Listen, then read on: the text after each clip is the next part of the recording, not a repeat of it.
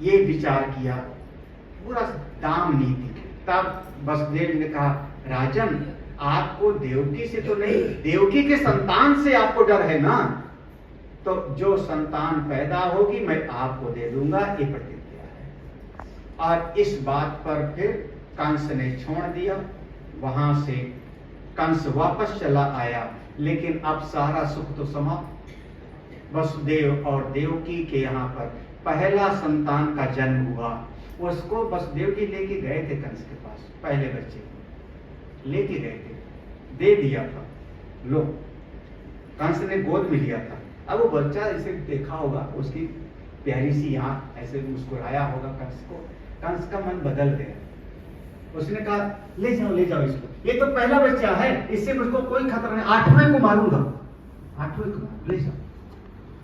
वसुदेव जी लेके चलते हैं, लेकिन मन में नहीं प्रसन्न हुए, क्योंकि दुष्ट आदमी कब बदल जावे कोई।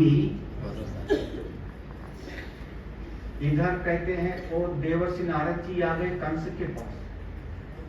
कंस ने कहा, महाराज आपका दर्शन हो गया, बड़ी कृपा। नारद जी ने कहा, अब आजकल तू थोड़ा बहक गया है। नारद जी समझते पापी आदमी ने जैसे फोड़ा बैठता नहीं तो ऑपरेशन करा दिया क्या वो वाला। उन्होंने कहा क्या हो गया? बोले देख जैसे गिनती यहाँ चलती है ऐसे देवताओं की यहाँ गिनती थोड़ी चलती है, सबका अलग अलग होता है। अभी आप हमारी पृथ्वी पर, इसी पृथ्वी पर हमारे यहाँ पर 12 घंटे का दिन और 12 घंटे का रात हो रही है। हमारी इसी पृथ्वी पर ऐसा भी देश है जहां पर 3 महीने का दिन होता है, 3 महीने सूरज नहीं डूबता। ऐसा कोई देश है? पोलैंड के पास में ना, हमारी पृथ्वी पर ऐसा है 6 महीने की रात होती है ऐसी ऐसी जगह में। तो बताओ समय सब जगह का अलग अलग होता है राजन। देवताओं की जो गिनती ना, वो कहते हैं कि ऐसे गोला सा खिंचाया, उस पे 8 बिंदी रख दिया, बताया कौन है पहला कौन है 8वां। कुछ संत लोग कहते हैं कमल का फूल लेके गए, उसमें 8 पंखड़ी होती है, इसमें बताओ कौन पहला कौन आखिरी कौन 8वां। सब जहां से गिनना शुरू करो वही पहला, जहां समाप्त होगा वही पहले। महाराज कहना क्या चाहते हो? नारद का मैंने समझा दिया, इतना काफी, मैं जा रहा हूँ। नारायण नारायण। कंस ने पूछा अपने मंत्रियों से, चाणूर मुष्टि, बोले पहले ही 8वां हो सकता है। उसके बाद फिर देवकी वसुदेव को हथकड़ी बेड़ी में, कारागृह में, अपने पिता उग्रसेन को जेल में डाल दिया, और पहले बच्चे को एक आंगन में पत्थर रखा था, उसी पर पटक के मारता है। बाल हत्यारा, पाप और बढ़ गया, घड़ा पाप का बढ़ता गया। पहला बच्चा मारा, दूसरा 6 बच्चों की हत्या करता है। 7वें के रूप में स्वयं शेष भगवान आते हैं, जिनको भगवान ने माया शक्ति को आज्ञा दिया, इस देवकी के 7वें गर्भ को निकाल के रोहिणी के गर्भ में, जो वहां गोकुल में रही, वहां स्थापित करो। तुम्हारा नाम चंडिका कुमुदा वैष्णवी पूजा होगी। और ऐसा वहां से वहां कर दिया। समय पा करके रोहिणी माँ के गर्भ से स्वयं प्रकट हुए। बोले बलराम जी महाराज की, ये भगवान से बड़े हैं। और जब कभी 24 अवतार की गिनती करोगे तो एक बलराम जी भी अवतार है। 10 मुख्य अवतारों में से बलराम जी की गिनती है। पहले बलराम जी प्रकट हुए, उसके बाद फिर पुनः देवकी माँ का गर्भ होता है। समय पा करके स्वयं भगवान आते हैं। अब जब भगवान आ गए, देवकी माँ के मन का सारा दुख, जब भगवान भीतर हो, भगवान का चिंतन हो, तो दुख का है।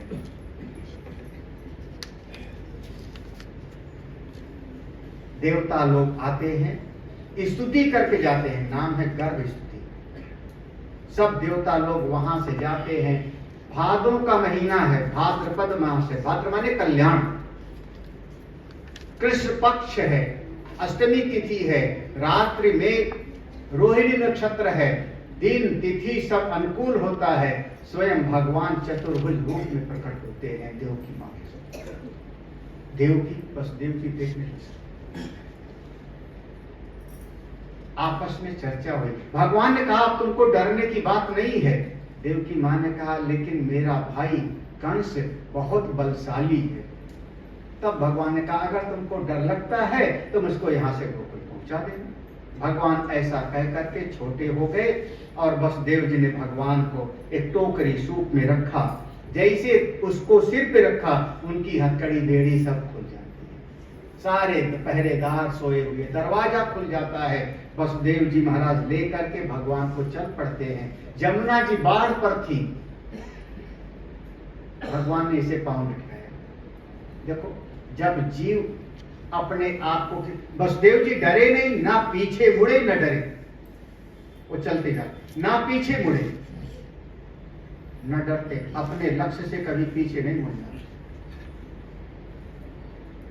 तब सोचने का काम ठाकुर जी का, उन्होंने ऐसे पांव लटकाए। मां कालिंदी जमुना जी ने स्पर्श किया, घुटने तक जल हो गया। वहां से पहुंच गए, गोकुल में सब सोए हैं, जाकर के भगवान को रख दिया यशोदा के पास। वहां माया प्रकट हुई है, नवजात बालक है जो पता भी नहीं है किसी को। उस कन्या को लेकर के आए और यहाँ पर उन्होंने जैसे कारागृह में आए, फिर से उनकी हथकड़ी बेड़ी सब का सब, जैसे दरवाजा ताला सब वैसे हो गया। उधर